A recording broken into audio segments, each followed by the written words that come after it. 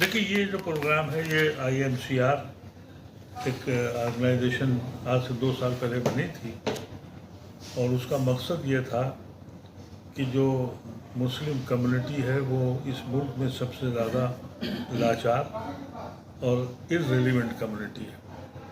हमारे घरों पे बुलडोज़र चलते हैं, हमारे बच्चों को लिंच करते हैं, नौजवानों को जेलों में डालते हैं, कोई बोलने वाला नहीं है।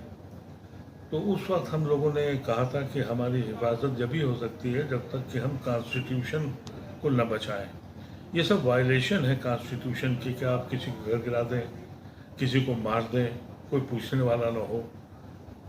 इस तहरीक के तहत हमने पूरे हिंदुस्तान के दौरे किए और उसका असर ये हुआ कि इस अलायंस में बनने में भी हम लोगों का बड़ा हाथ ये रहा कि हमने पार्टीज़ को ये समझाया कि इस वक्त पार्टी बनाने का वक्त नहीं है बल्कि मुल्क बचाने का वक्त है। ये बड़ी खुशी की बात थी कि इस बार अलायंस हुआ, उसके खातिर खा नताइज भी आए हैं।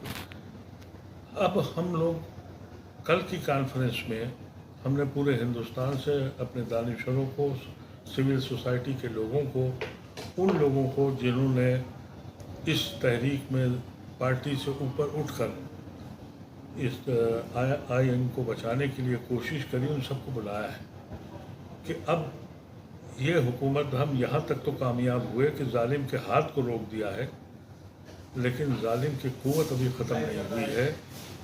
तो हमको ये चाहिए आगे हम क्या करें। इसके लिए हर अलायंस के जितने भी पार्टनर्स थे उन सब पार्टियों के नुमाइंदों को बुलाया है, MP हैं या लीडर हैं उनके। और इसी तरह से पूरे हिंदुस्तान में जो 9 स्टेट में हमारी IMCR की ऑर्गेनाइजेशन है वहाँ के नुमाइंदे हैं और सिविल सोसाइटी के लोग हैं। इसमें सरदार भी हैं, इसमें क्रिश्चियंस भी हैं, इसमें हिंदू भी हैं जो आइडिया ऑफ इंडिया को बिलीव करते हैं। उस तस्वुर को, जिस तस्वुर पे हमने पाकिस्तान को ठुकराया, हमने जिना को ठुकराया, जिस तस्वुर पे हमने गांधी और नेहरू को माना, उस तस्वुर को फिर से ज़िंदा करना चाहते हैं। और उसके लिए हमारे क्या इक़दाम होंगे, क्या राह अमल होगा, इस पे बहस होनी है। ये बहुत अहम मीटिंग है जिसमें हम आगे का खाका तैयार करेंगे। अदीब साहब, क्या वजह है कि सिविल सोसाइटी को इकट्ठा करते हैं और चीज़ें होती हैं, बहुत अच्छा उसका रिजल्ट आने शुरू होते हैं, लेकिन जब जो छोटी छोटी चीज़ें होती हैं, जो छोटे छोटे समाज में लोगों के स्टेटमेंट होते हैं, हेड आर्गूमेंट होते हैं, ये सब चीज़ें आती हैं, उस पर कोई रिएक्शन हमारे लोगों का नहीं आता। ये क्या वजह है? देखिए, बात ये है कि जब कोई कौम डर जाए और बेहिस हो जाए तो ज़वाल के आखिरी सतह पे होती है। ये कहते हुए शर्मिंदगी भी है और गम भी है कि मेरी कौम सो भी गई है, बेहिस भी हो गई है। और जो कौम सिर्फ बेहिस हो जाती है उसका यही अंजाम होता है।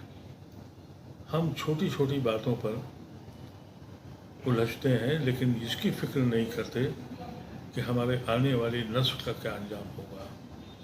इस इलेक्शन में बहुत दिनों के बाद ये बात का एहसास हुआ। खुशाइन मामला था कि मुसलमान ने न मसलक की बात करी, न बिरादरी की बात करी, न रिश्तेदारी की बात करी। एक आवाज़ के साथ उन लोगों के साथ खड़े हुए जिन्होंने आइन बचाने की बात करी।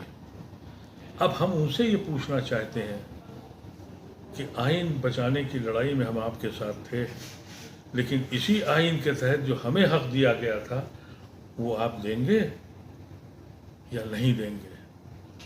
यह सवाल उनसे कल करेंगे हम कॉन्फ्रेंस में। तो किस तरह की उम्मीद जता रहे हैं कि इस कॉन्फ्रेंस को लेकर, क्योंकि सभी लोग इसमें आपने बुलाए हैं, सारे लोग? नहीं, जिस तरह से मुझे रिस्पांस मिला है पॉलिटिकल पार्टीज़ का, उनको भी ये समझाने की हमने कोशिश की थी और ये बात हम कहते रहे थे कि जब तक मुसलमान अपनी क़ुव्वत नहीं दिखाएगा ये कोई आपसे बात नहीं करेंगे। और ये दस्तूर है कि अगर आप में क़ुव्वत नहीं है, अब क्योंकि हमने अपनी क़ुव्वत दिखाई है, हमारी वजह से इनकी क़ुव्वत आई है, अब वो इतने मजबूर नहीं हैं, इनको आवाज़ उठानी चाहिए। और मैं समझता ये हूँ कि जो मौलाना आज़ाद ने कहा था کہ یہ زمین پر اللہ نے کچھ ایسا نظام بنایا ہے جہاں مسلمان ہندو کے بغیر نہیں رہ سکتا اور ہندو ہمارے بغیر نہیں رہ سکتا۔ مودی صاحب کا یہ پلان کہ ہم ہندو راشٹر بنائیں گے اور جس کی لوگوں کو بہت خوف بیٹھ گیا تھا، کم سے کم اس الیکشن نے اس خواب کو ان کو توڑ دیا ہے، اور یہ بات بھی واضح کر دی ہے کہ ہندو کمنل نہیں ہے، لیکن اس کی چپی سے ان کو بھی نقصان ہوا، ہم کو بھی نقصان ہوا، یہ ملک بھی نقصان میں آیا۔ تو یہ چپی اب ان کو چھوڑنی پڑے گی اور مسلمانوں کو مایوسی چھوڑنی پڑے گی، تب کہیں وہ ہندوستان بن پائے گا جس کا تصور ہمارے بزرگوں نے کیا تھا اور جس کا خواب میں نے اپنے بچپن میں دیکھا تھا۔